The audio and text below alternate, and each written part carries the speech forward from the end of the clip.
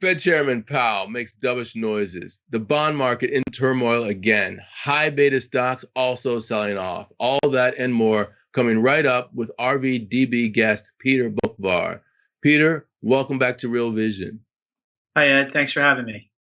Yeah, now, I didn't mention the fact that you're the CIO of the Bleakley Advisory Group and also the editor of the Boock Report, partially because I didn't want to stumble as I keep on doing these intros over and over again. No But problem. a lot of stuff going on there, huh? What are you talking about? It was a nice, quiet day today. So when I put the headlines out, I was talking about Fed Chairman Powell. Uh, uh, that's the first thing that I led off with because basically, when you look at where rates were, if you look at the 10-year, things were treading water all throughout the day. Then Powell spoke; he was incredibly dovish, and then bang, yields went up. What do you make of the market action? Why did the markets react the way that they did? It's actually the same reaction that we saw after he was giving his testimony in front of the House and Senate. What we're seeing is the bond market. Let me ask, how to put it this: it's taking away monetary policy from the Fed. It's setting its own level of rates that is clearly different than where the Fed thinks they should be. So the Fed can say, oh yeah, long rates are going up, steeper yield curve for good reason because the bond market's sniffing out a recovery. But it's always the Fed that's trying to suppress interest rates. So when you look back, the Bernanke Yellen regime, and not just with the Fed, but central bankers around the world, they basically had license to do whatever they wanted with zero rates, negative rates, QE, because inflation was low. And there was no sort of talking back by the market to these central banks. So they had license to print. They had license to pin rates. Now, in 2013, we had the taper tantrum, but that was Fed driven because Bernanke said we're going to taper, and that was the bond reaction. This is the first time in this sort of modern era of central banking that markets are really talking back. Now, we've had some instances. We had a mini blow up in the Italian bond market a couple of years ago, and people worried about their budget. But this is the first time on a global basis that bond markets are pushing back against central bank policy. And they're saying, you know what? We see the vaccine. We see the reopening. We see higher commodity prices. We see supply chain disruptions causing pricing pressures. We see spiking transportation costs. We see rising inflation expectations in the bond market. And, we're just not going to sit around and wait for you to get around to maybe being less dovish or tightening policy or tapering. We're just going to do it on our own. So so this is like the first time where the Fed is sort of losing a grip on the bond market. And it's no coincidence, again, like the response after his testimony and today is that the more dovish he sounded, the higher long rates went. Because again, the bond market's going to say, we'll tighten for you if you don't want to do it now. And not that they're going to tighten now, but if you're going to be this dovish, we're not going to tolerate that. Yeah, interestingly, in all that you said, the thing that caught my eye the most is when you talk about global rates, right? Because what's happening is not just what's happening in the United States. And arguably, the United States is in a better position from a reflationary perspective than, say, Europe. However, European rates are going up. Australian rates are going up. They're going up in Norway. They're going up everywhere. So what's happening in the United States is we're exporting a steepening of the yield curve globally around the world.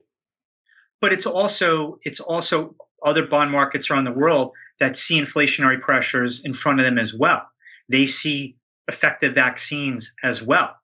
So if we are about to see a mass reopening around the world, then why should rates be pinned at zero? Why should central banks be doing everything? Central banks are still living like it's 2020. When we were in the depths of shutdown, we were in the depths of COVID. The bond market is saying, okay, central bankers, it's time to shift your focus to 2021, which is a different world. It's not necessarily a 2019 world just yet, but it's going to be much different than 2020. And central bankers, obviously, they're afraid to. They don't want to disrupt things until the global economy has firmer footing. But the markets are going to run while the central bankers are going to crawl. And it's just a question of how central bankers respond to this sort of loss of control. And I've been saying in my notes, they have three choices. They can either fight this, which we've seen some central bankers that want to fight it. Reserve Bank of Australia has tried to fight it. They've ramped up their QE with yields rising in their face. Or central bankers can accept this and say, okay, market, I hear you. Maybe we should be less dovish, because they're certainly not shifting automatically hawkish. Or number three, they can just close their eyes and hope this goes away. But like I say, like a little kid who puts their hands over their face and thinks they disappeared. Central bankers can try to cover their eyes to what's going on, but that's not going to make this go away. Yeah, there are two different scenarios that I want to go through. I think that are interesting. The one scenario I want to go through is the scenario where the Reserve Bank of Australia tries to go against this, because I think this is the interesting scenario.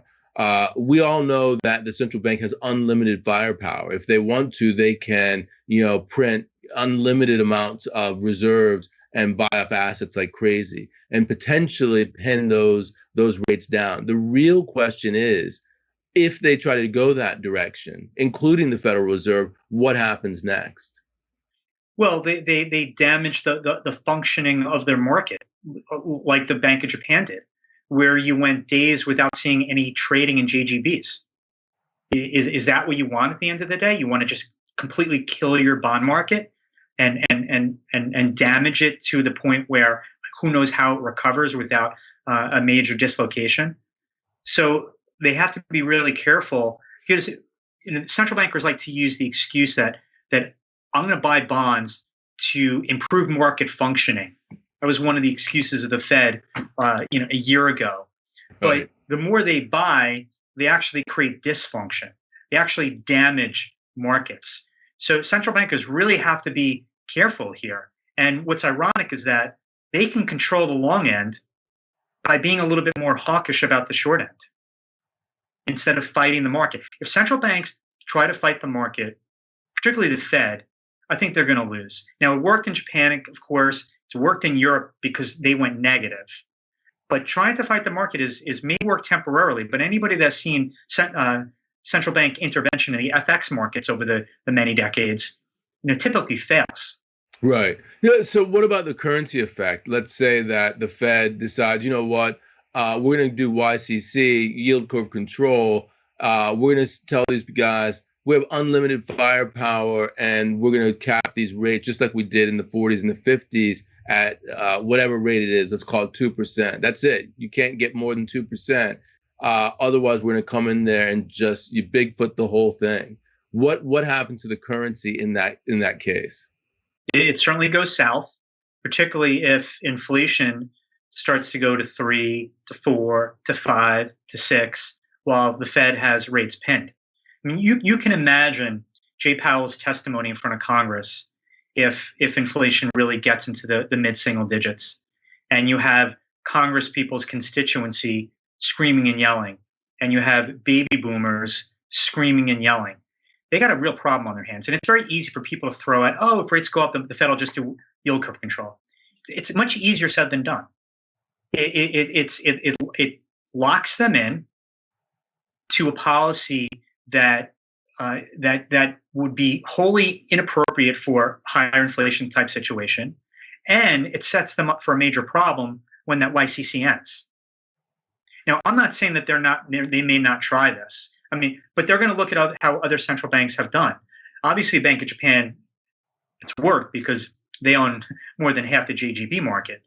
But if you look in Australia that you talked about, they have the short-term interest rate of 0.1%, and they have YCC out to 3 years. That didn't stop the 10-year from rising 100 basis points in a short period of time. So just because you implement it doesn't mean it works. Now, can the Fed go out to 10 years? Well, what have we seen over the last 5 to 10 years? The more you kill your yield curve, the more damage you do to the profits of your banking system. That is why the Japanese bank stock index is down 90% from where it was 30 years ago, and why the European Euro Stoxx bank index is down 75% from where it was in '08. So if you want to kill the small, medium-sized banks in this country, yeah, go to YCC. So it's much easier said than done because there are major unintended consequences here and major direct consequences to the country's banking system, where how do you have a good economy if you have damaged profitability within your banking system? And we saw that in Europe and Japan. Yeah, and the second scenario that I wanted to run through with you of the three that you talked about was the cover your eyes, hear no evil, see no evil scenario. That's the one where you get rates going up and they continue to go up and the Fed continues to make dovish noises. What happens in a scenario where we're looking at 175, 2% on the 10-year, and the Fed is saying, you know what? Hey, we have the same policy we've always had. It doesn't matter that these rates are 2% now. What happens to markets at that point? So the Fed will respond when markets break, just as they have in the past, just as Powell did in January 2019 after a 2.5% Fed funds rate almost blew up the market in the fourth quarter of 2018. That's when the Fed will respond, when things start to break, when credit spreads start to widen out, when the S&P 500 is down 25+%. That's when the Fed will respond. I mean, I was getting calls today. Oh, maybe the Fed will announce YCC next week. I'm like, yeah, the markets are flat on the year. They're going to all of a sudden like go to such extreme policy that's going to tie their hands for the next couple of years. No, they're going to do things when things start to break, when housing starts to roll over because rates get too high, because things start to get negatively impacted. They're not anywhere close to that. Right. But So yeah, these are the beginning innings. 3/4 too. Yeah, things can start to break if we get there. So, the way I'm thinking about it too is, 2018, what you're talking about, the Powell pivot, which was quite an embarrassing turn of face for the Fed. If you remember, it was January, February that people were saying the bond bull market's over. That's when this whole shift up in the yield curve began, and it took the entire year of 2018 before the Fed reacted, before they threw in the towel, because in December, that's when we saw the puke in not just equity markets, but also credit markets. Right, because that also coincided with the tapering that they thought would be like watching paint dry. And you knew at some point something was going to break, and it did. And then things broke in the repo market in the fourth quarter of 2019, and then the Fed responded. And we have to assume that the Fed is going to be widely reactionary and not go too extreme unless they're forced to. So talk to me about equity markets here. So, I mean, because we've talked about the Fed, we've talked about the interaction of the Fed with bond markets, but the stuff that I'm seeing now today suggests that there's some sort of interplay between what's happening with inflation, the Fed, and bond markets with equities. It's all about the multiple. When I said going into this year, I said with the vaccines, it's going to be much easier to predict the trajectory of the economy and earnings this year than trying to figure out what the right multiple is. I know the economy is going to get better this year. I know earnings are going to rebound this year. But what multiple do we pay on that if inflation and higher interest rates come with that? And I just love to give the example that Apple's multiple last year went from 15 to 30. That's a doubling the stock. If the multiple goes from 30 to 20, that's a decline of 33%. There can be no change in the amount of phones they sell. There may be no change in the earnings estimates. But look what a change in the multiple did to that stock alone. So this is an entire PE multiple rethink that higher interest rates are giving reason to have that rethink. And that rethink is going to continue. I mean, when you think about multiples that with many stocks at the 30, 40, 50 times sales, well, if it goes to 30 times sales, why can't it go to 40? If it went to 40, why can't it go to 50? And on the reverse, why can't it go to 40, 30, 20? Because again, not to say anything wrong with any of these companies, but these are big multiples that modest changes means profound impacts on their stocks. When you talk about the multiples of sales and those high numbers, it goes back to the high beta companies that I was talking about at the outset. What do you think about the reflation trade, A, in terms of the reopening, the post-vaccine period, and then B, given this re-rating of multiples, what does that mean in terms of how you balance your portfolio? Well, I think people have to understand that what's going to work in the next couple of years is what did not work over the last couple of years, and vice versa.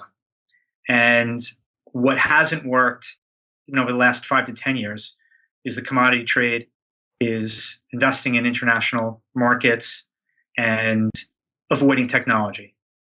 That didn't work at all the last bunch of years. But now that works because you say reflation, yes. Commodity prices, well, let's buy commodity stocks. International has dramatically lagged the last 10 years. Well, they may start to actually outperform because there's value there and there's less dependence, depending on where you are, on technology. And that technology will still always be with us, and these companies will still be amazing.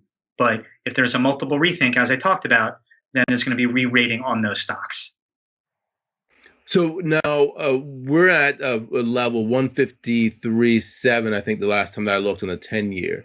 I spoke to a market technician 2 or 3 weeks ago about how she's looking at the technicals in the market. And she talks about 2 Fridays at resistance will give you a confirmation that we've moved into the next trading level. The next trading level that a lot of people are talking about is above 150. So what that means is that if you believe her technical indicators, we get to 150, we stay there this Friday, we stay there next Friday. Now suddenly we've consolidated into a new range. We were in the range of 1 to 150. Now we're in a range of 150 to 2. Markets could race higher to the 2% level, overnight. When I say overnight, I mean over a number of days. What happens to those tech stocks that you were just talking about before in the near term if we get a continued sell-off in bonds? Oh, they'll continue to get plastered if we go sharply to 2%, which ironically is where we were pre-pandemic. Now, granted, when we were at 2% in the 10-year, the Fed funds wasn't at zero, so the carry was different. But that's what it is. It's just going back to that level. But we have to keep in mind, generally speaking, we have the financial foundation and the economic foundation that's been predicated on rates as low as possible that have triggered extraordinary multiples in many parts of the market. So if rates are no longer as low as they were and they're higher, well, that's a multiple rethink. And an economy that's been so addicted and accustomed to extraordinary low rates that you don't need high rates to cause a problem. You just need higher rates. I mean, like I said, the Fed funds rate at 2.5% caused a major problem in the fourth quarter of 2018. Historically speaking, that's not much of a Fed funds rate, but it was enough to cause a problem. Because when you have such a massive pile of debt, small changes in interest rates times that massive pile of debt equals a lot of money. So, Peter, I want to get you to talk to Jim Bianco about this. This is my last plea to you before we wrap, because as you know, you guys are friends. I spoke to Jim last week, and he was saying almost the same sort of thing that you were talking about. What he's talking about is actually, if you look at the numbers, if you look at inflation, all you really need to get to is 2.6%. That's his bogey. That will get you to the highest level that we've seen in years in terms of inflation. That's not a huge increase, and that's the number that he's targeting. That's good enough to create the kinds of problems that you're talking about. Yeah, I mean, I don't know if he's referring to the CPI or PCE, probably the PCE, because we haven't been above 2% in a while. I have a problem with the PCE metric as opposed to CPI, but yeah, you start to get to those levels. The question is the inflationary pressures we're seeing right now, which is before base effects kick in terms of the calculations. we're seeing rises in the inflation numbers just January, February before this kicks in, is that after the base effects sort of wash out, I think inflation's still going to be persistently running 2, 3, 4 tenths a month. Those that take the other side think that come June, July, August, everything tails off, and inflation's right back down again. I think this remains sticky. I think it remains persistent, and I do think that it's going to further scare the bond market as the year progresses. Yeah, and my last question to you on that is, what about the scenario, the crash up, crash down scenario? Meaning that here we are, we're in a world in which nominal GDP is going up. The Atlanta Fed's talking about 10% Q1 growth. You're talking about inflation going further. Jerome Powell's talking about letting the economy run hot. Maybe they're creating the preconditions for rates to go to levels that cause the economy to actually overheat in a way that causes it to come crashing down. And instead of going all the way up, we go up to a certain level and then bang, we hit the floor again. Well, that's the thing, is that central bankers, they're used to being in control. So it's easy to say for Jay Powell to say, yeah, let things run hot. Well, the bond market is telling you we're not going to tolerate anything running hot. It's not happening under our watch. And this is the first time, again, in this modern era of crazy central banking, that the markets are really talking back. So just because central banks want to go this way, the bond markets are saying, well, we don't want to. We want to go this way. And therefore, there's not going to be a running hot thing because the market's not going to let them. Yeah, I will leave it with those great words. Let's see how this all plays out over the next few days. We're over 150. Things have really run far already, so I think we're in for some trouble ahead. Thanks very much, and let's get you back on with Jim Bianco. Looking forward. That would be great. Thank you.